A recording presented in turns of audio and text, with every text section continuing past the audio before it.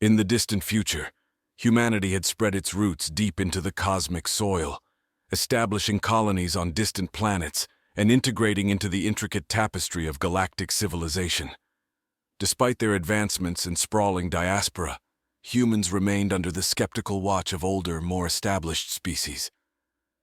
These elder races, some possessing minds that spanned centuries, others controlling technologies that bent the fabric of reality, viewed humanity as an unpredictable variable in the stable equation of galactic peace. On the planet Eridani 4, a strategic outpost on the fringe of human-controlled space, tensions escalated into a palpable threat. The Yerxi, a species known for their chitinous exoskeletons and a hive-mind intelligence, laid claim to the planet due to an ancient territorial pact forgotten by the annals of human history, but etched indelibly in Yerxi collective memory. As the sun set on Eridani 4, casting long shadows over the silver cities and the verdant, genetically tailored forests, the Yerxi fleet emerged from the warp of space like a swarm of locusts.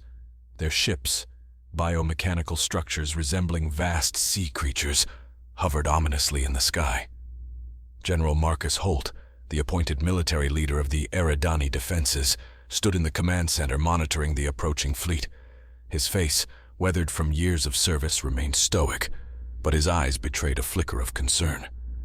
Beside him, Lieutenant Kara Thane, a tactical prodigy from the Martian Defense Academy, analyzed the incoming data streams. "The Yerxi demand we vacate Eridani 4 within 2 solar cycles," Kara reported, her voice steady despite the gravity of the situation. "They've referenced a pre-Common Era treaty that apparently cedes this sector to them." General Holt scoffed at the notion. "A piece of forgotten paper won't scare us off. Prep the fleet and initiate defensive protocols. I want every ship ready for combat." As humanity's response to the Yerxi ultimatum was being formulated, another player watched from the shadows. The Sylvans, ethereal beings who traded in knowledge and favored balance over conflict, observed with increasing worry. They knew the potential of human resilience and innovation when cornered, and they feared the galaxy underestimated it. Back on Eridani 4, the first of the human diplomatic envoys attempted to negotiate with the Yerxi, but the Yerxi, bound by their collective will, showed no interest in discourse. Their response was simple and direct: vacate or be eradicated. The ultimatum pushed the human colonies to a brink. News of the standoff spread like wildfire across human territories, igniting a spark of unity among the dispersed colonies. Ships from as far as the Outer Rim, manned by volunteers and veterans alike, began making their way towards Eridani 4, ready to defend their kin. In the command center, General Holt watched as the holographic display showed the assembling fleet. A mix of old war horses and newer class frigates, each ship carried the hope and defiance of humanity. "This isn't just about Eridani 4 anymore," Holt mused to Kara. "It's about proving to the galaxy that humans aren't just survivors. We're protectors. We're warriors. And if the Yerxi want to fight, we'll give them one they'll never forget." As the night deepened, the human fleet prepared for the imminent confrontation. Each pilot checked their systems. Each soldier went over their gear, and in the silence of space, the quiet before the storm held a tense promise. Humanity was about to show the galaxy why they were considered the deadliest apex predators. And so, under the cold gaze of distant stars, the stage was set for a battle that would echo through the cosmos, a testament to human tenacity and the fierce spirit that burned within the hearts of all who dared to stand against the tide. The battle for Eridani 4 was not just a fight for territory. It was a declaration of humanity's place in the galaxy, a declaration that they would not go quietly into the cosmic night. General Holt's voice crackled over the comm systems, reaching every ship in the human fleet. "All units, this is not a drill. Engage defensive formations. We hold the line here at Eridani 4. As the first light of dawn brushed against the armored hulls of the human ships, the Yerxi fleet moved into an attack formation. Their ships, alive with bioluminescent glows, pulsed rhythmically, as if the fleet itself were breathing in unison. The air was thick with the scent of ozone, charged by the energy shields powering up in anticipation of the first strike. Lieutenant Kara Thane adjusted her console, eyes darting between screens. Energy signatures are spiking. They're coming in hard and fast. Brace for impact, she warned, her voice a beacon of urgency in the chaos that was about to unfold. The Yurksey launched a volley of bioacidic projectiles, shimmering trails of destruction that arced through the vacuum of space towards the human ships. Explosions bloomed like deadly flowers, rocking the human fleet. The shields held, but the intensity of the attack was just a precursor. From the command ship, Holt coordinated the counterattack. Delta and Gamma wings, flank their starboard side. Alpha, hit them head-on with everything you've got. Let's show them what human engineering can withstand. The human ships, a mix of nimble fighters and robust capital ships, maneuvered with precision. The fighters, swift and agile, darted through the Yurksey formations, their lasers slicing through the chitin armor of the enemy vessels. In the midst of battle, a sudden surge in the Yurksey fleet's activity hinted at something unprecedented. They began deploying smaller, fighter-like entities that swarmed towards the human ships in a frenzied blitz. Kara analyzed the new threat. These aren't just ships. They're like living missiles. Each one is a kamikaze, ready to sacrifice itself. We need to adjust our tactics. Holt nodded grimly. Authorize the use of spatial mines. Create a barrier. Let them come. The mines, when deployed, created a lattice of explosive traps. As the Yurksey swarm collided with them, bursts of light and debris marked the sacrifice of each Yurksey vessel. Meanwhile, on the surface of Eridani 4, the ground forces weren't idle. Human troops fortified their positions around key infrastructures, knowing the battle in space was only half of the equation. The Yurksey, if they managed to land, would bring a relentless ground assault. Every outpost was turned into a fortress, every civilian into a sentinel. Amid the chaos, a silent observer watched. The Sylvans had dispatched an emissary, Sereth, to monitor the unfolding conflict. Sereth, cloaked in a shimmering veil that distorted light and perception, moved unseen among human commanders. The Sylvans had a vested interest in the outcome, though their intentions remained shrouded in mystery. Back in orbit, the battle raged with increasing ferocity. Kara, monitoring the progress, noted a slight weakening in the Yurksey's outer defenses. General, there's a gap in their armor. Sector 3G. We could breach their main carrier if we concentrate our fire. Without hesitation, Holt seized the opportunity. All units, focus fire on coordinates supplied by Lieutenant Thane. This is our chance to push them back. Fire! A concentrated barrage of human firepower lit up the sector, piercing through the Yurksey carrier's defenses and causing a critical failure in its core. The explosion was massive, sending shockwaves through both fleets. As debris from the Yurksey carrier drifted through space, a brief respite fell over the battlefield. Holt knew this was just the beginning. The Yurksey would retaliate with even greater fury. But for now, humanity had shown its claws. In the silence that followed the explosion, the resolve of the human fleet was palpable. They were ready to defend their home, their people, and their right to exist in this vast, unforgiving galaxy. The battle for Eridani 4 had turned in their favor, but the war was far from over. As the debris from the destroyed Yurksey carrier orbited Eridani 4 like a grim halo, the human commanders regrouped. The Yurksey, momentarily thrown into disarray by the loss of their flagship, organized their scattered forces, their movements deliberate and increasingly coordinated. It was clear they were communicating on a level beyond human comprehension, their strategies reforming like a living organism healing a wound. General Holt observed the enemy's regrouping efforts. They're adapting faster than we anticipated. We need to disrupt their command structure. Any ideas? He asked, turning to his crew for innovative solutions. Lieutenant Kara Thane, her mind racing with tactical possibilities, suggested a daring plan. If we could hijack one of their communication nodes, we might inject a virus to scramble their signals. It would give us a temporary edge, enough to launch a critical strike. Holt nodded, approving the plan. Prepare the infiltration team. Kara, coordinate with CyberOps. This is a surgical strike, no room for error. The operation was risky. A small team of specially trained operatives, led by Captain Elias Muro, would pilot a captured Yurksey craft, modified to mimic the enemy's energy signature. Their objective was to dock with one of the larger Yerkes vessels that served as a communication hub. As Captain Muro's team stealthily approached the Yerkes vessel, back on Eridani 4, the human ground forces remained on high alert. Trenches were dug, and anti-air defenses were primed. The population, though fearful, was resolute, their resolve hardened by the visible commitment of their protectors above. In the eerie calm of space, Muro's team managed to dock with the Yerkes vessel. The operation was a dance on the razor's edge, each movement meticulously planned and executed. Inside the enemy ship, the team moved with precision, planting the virus in the communication node. Meanwhile, Sereth, the Sylvan emissary, observed the unfolding strategy with a mix of admiration and concern. The Sylvans, pacifists at their core, seldom interfered directly in conflicts, but the potential consequences of this battle on the galactic fabric were too significant to ignore.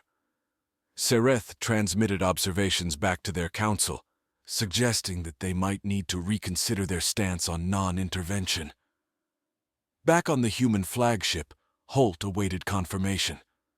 The moment came when Kara's console lit up with positive signals. "Virus is active. We're seeing confusion in their ranks. Their coordination is breaking down." Holt seized the moment. "All units, this is our window. Target their main warships, focus all fire, push them back." The human fleet unleashed a torrent of firepower. Explosions flared across the Yerkes lines as their ships, unable to coordinate, failed to mount an effective defense. The virus, while temporary, caused enough disruption for the humans to inflict severe damage. On the ground, the human forces watched as streaks of light crisscrossed the sky, a testament to the fierce battle raging above. They cheered each visible sign of their fleet's success, their spirits lifted by the evident turn in the tide. As the virus's effects began to wane, the Yerkes started regaining control, their response furious. They launched a counter-assault both in space and towards the surface of Eridani 4. The ground shook as atmospheric crafts descended, bringing the war to the planet's surface. Human forces engaged in brutal ground combat, their technology and determination tested under the alien onslaught. The battlefields of Eridani 4 were marked by the ferocity of close-quarters combat, where every hill, every building became a strategic point that could determine the outcome of the war. As both sides entrenched themselves for a prolonged conflict, the stakes were clear. This was no longer a battle for a planet, but a statement of survival, a declaration of humanity's unwillingness to yield, not just to the Yerkes, but to any who might challenge them in the vast, starry expanse of the galaxy. The relentless assault on Eridani 4 escalated as Yerkes atmospheric dropships penetrated the planet's defenses, spewing forth legions of Yerkes warriors. Each warrior, a hulking figure armored in chitinous exoskeletons, charged into battle with terrifying zeal. Their movements synchronized, they swarmed the human fortifications, overwhelming the defenders with sheer numbers. In space, General Holt watched the desperate ground situation unfold. "Deploy the mobile defense units on the double. We can't let them gain a foothold," he commanded, his voice a steel thread in the tumult of war. On the surface, Captain Jasira Wren, commander of the ground forces, coordinated the counteroffensive. Her troops, equipped with powered armor suits, engaged the Yerkes with a mix of heavy weaponry and guerrilla tactics, leveraging the rugged terrain to their advantage. Explosions and gunfire echoed across the battlefield, a symphony of defiance and desperation. Meanwhile, back aboard the Yerkes communication hub, Captain Muro and his team fought to extract themselves after the successful virus deployment. Their escape route was cut off, and they faced a relentless pursuit by Yerkes soldiers. "We need an immediate extraction," Muro barked into his comm, ducking a spray of acidic projectiles that sizzled against the metal walls. Kara, monitoring the situation from orbit, directed a nearby human cruiser to assist. "Hold on, Captain. Help is on the way. Just keep moving towards the docking bay."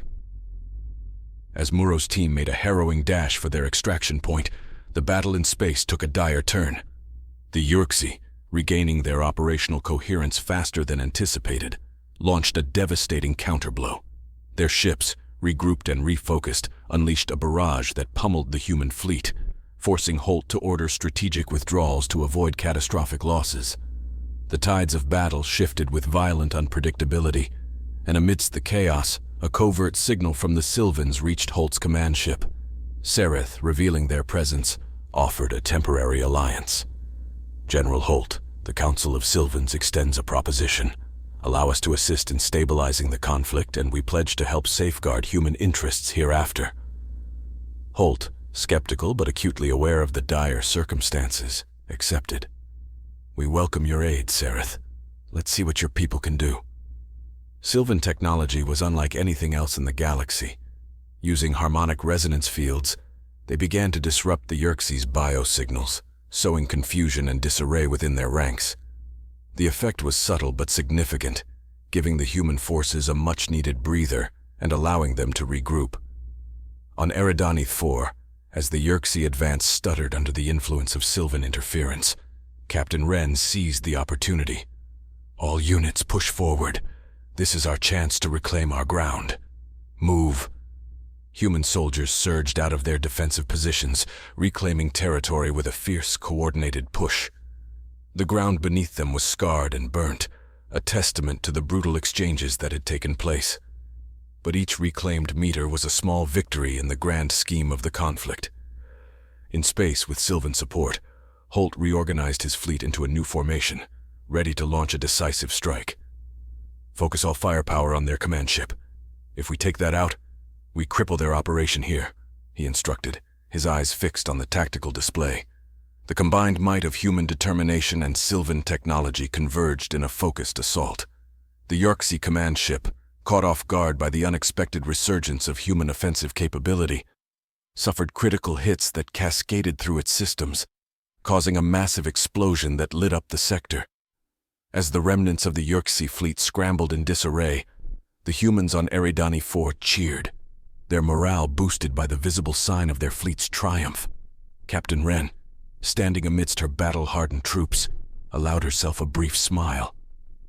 "We hold the line," she whispered, her voice carrying over the calm, a rallying cry that echoed through the hearts of every soldier under her command. The battle was far from over, but with every step, humanity reaffirmed its resolve to not merely survive, but thrive in the galactic arena, underpinned by newfound alliances and a renewed sense of unity. The debris field from the destroyed Yerxe command ship cast a shadow over the battlefield, both literally and metaphorically. The remaining Yerxe forces, now leaderless and disorganized, spiraled into chaos. Their retreat was hasty and uncoordinated, a stark contrast to their usual methodical movements. General Holt, seizing on this unexpected advantage, intensified his orders. "Maintain pressure. Let's drive them out of this sector. We cannot allow them to regroup," he commanded, his voice resonating with renewed vigor across the communication channels. Meanwhile, on the surface, Captain Wren orchestrated a sweeping advance. Her troops moved through the smoldering ruins of contested zones, securing positions with strategic precision. Each squad was a blend of human tenacity and technological prowess, their armor systems patched and powered up for prolonged engagement. In orbit, with the Yerxe in retreat, Kara coordinated with the Sylvan emissary Sereth to solidify their newfound alliance. "Your intervention was timely," she acknowledged, "but we need to understand the full scope of your capabilities. This conflict might be winding down, but the war is far from over." Sereth, their form shimmering in the holographic interface, replied, "Our technologies are at your disposal, Lieutenant Thane. We wish to prevent further galactic destabilization. However, it is imperative that we discuss the terms of our continued cooperation under less pressing circumstances." Back on Eridani 4, the ground forces encountered pockets of Yerxe resistance. In a particularly rugged terrain, a squad led by Sergeant Milo Banks faced a desperate standoff. Yerxe warriors, cornered and fierce, fought with a ferocity born of survival instinct. Milo, his rifle steady, communicated with his team through hand signals, orchestrating a flanking maneuver that would eventually neutralize the threat. As the last of the Yerxe resistance on the ground was being cleared, General Holt planned the next phase of operations. "We need to establish a forward base here. This planet is now a symbol of our resilience. We'll fortify it against any future threats," he stated. outlining a vision for a fortified galactic bastion. In the depths of space, the remnants of the Yerkes fleet limped back to their territory, carrying with them the scars of defeat. Their hive mind buzzed with confusion and loss, a stark deviation from their usual unified purpose. This defeat would echo through their ranks for generations. The human forces began the arduous task of rebuilding and reinforcing Eridani IV. Engineers and construction crews worked alongside soldiers, transforming defensive outposts into permanent structures of power and defiance. The skies, once darkened by the shadow of enemy ships, now bore the light of construction vessels and patrolling fighters. As Kara watched the reconstruction efforts from the command ship, she pondered the implications of their victory. "We've shown the galaxy our strength, but at what cost?" she mused, her gaze lost in the stars. Sereth's voice, calm and serene, answered her unspoken question. "Every conflict sows seeds of future engagements. Your species has demonstrated remarkable resilience and strategic acumen. The galaxy will respect that, but some will fear it. It is the nature of power to attract both allies and adversaries." Kara nodded, understanding the weight of their victory and the burden of the future. "Then let us prepare for both," she concluded, turning back to her consoles, ready to navigate the complex web of galactic politics and power struggles that awaited. As Eridani IV rose from the ashes of conflict, it became a beacon of human resolve and a testament to the alliances forged in the heat of battle. The war was over for now, but the peace that followed would be shaped by the shadows of the battle just fought. In the aftermath of their victory at Eridani IV, the humans began to feel the wider repercussions of their actions ripple across the galaxy. The news of the battle, where a seemingly unremarkable species had defeated the Yerkes, spread far and wide, altering perceptions and stoking the fires of galactic discourse. General Holt, now hailed as a hero of human defiance, stood before a gathering of Earth's Galactic Council. The council chamber, a vast amphitheater ringed with representatives of human colonies and allies, buzzed with a mixture of excitement and trepidation. Holt, his demeanor calm yet commanding, addressed the assembly. "We have secured Eridani IV, but our actions have not gone unnoticed. We must be vigilant. The galaxy now knows what we are capable of, and while some may seek alliance, others will see us as a threat to be neutralized," he declared, his voice resonant, echoing off the chamber walls. As he spoke, diplomatic envoys from various galactic races, intrigued and anxious about humanity's newfound assertiveness, arrived at Sol's system, seeking either to broker alliances or to understand the potential threat. Kara Thane, now promoted to commander, was appointed head of the diplomatic corps, a role that tasked her with navigating the delicate intricacies of interstellar relations. Meanwhile, Sereth and the Sylvan Council, observing the shifts in galactic alignments, convened to discuss their role in the evolving power structure. "Humanity has shown itself as a formidable presence. We must ensure that this balance does not tip into chaos," Sereth advised, their voice a calm amidst the storm of strategic planning. On Eridani IV, Captain Wren oversaw the transition from a wartime outpost to a beacon of human civilization. The planet was being transformed, its cities rebuilt stronger and more resilient than before. It wasn't just a military stronghold, but a symbol of human innovation and spirit. Families began to return, and life resumed, albeit under the shadow of the recent conflict. However, the victory was not without its costs. Sergeant Milo Banks, now a decorated war hero, visited the graves of fallen comrades, a stark reminder of the price of freedom. The cemetery, overlooking a valley on Eridani IV, was a field of white crosses, each bearing the name of a soldier who had given their life in the battle. Milo, his eyes reflecting a well of grief and pride, placed flowers on several graves, his silent salute to their sacrifice. Back in the council chamber, debates raged about the future. Proposals for increased military spending, expansion of the human fleet, and the establishment of a unified galactic defense system were hot topics. Holt listened, his thoughts on the soldiers and civilians whose lives would be affected by these decisions. As the Assembly reached a decision to expand the fleet and establish a network of Allied outposts throughout human-controlled space, Kara received a communique from a distant system. An unknown race, having heard of the Battle of Eridani IV, expressed their interest in an alliance against a common adversary. The galaxy, it seemed, was realigning itself into factions, with humanity at the forefront of a new coalition. In her office aboard the command ship, Kara looked out at the stars, each one a point of light in the vast tapestry of the cosmos. "We've opened the door to the stars, not just to explore but to defend what is ours," she mused, aware that the future held as many challenges as opportunities. As Eridani IV thrived below her, the planet a vibrant testament to human resilience, the echoes of war faded into the background, replaced by the sounds of construction, laughter, and life. Humanity had not just survived, it had made a stand, declaring itself a pivotal player in the galactic arena. The battle had ended, but the saga of human endeavor continued, reaching out into the universe with open arms and an unyielding spirit.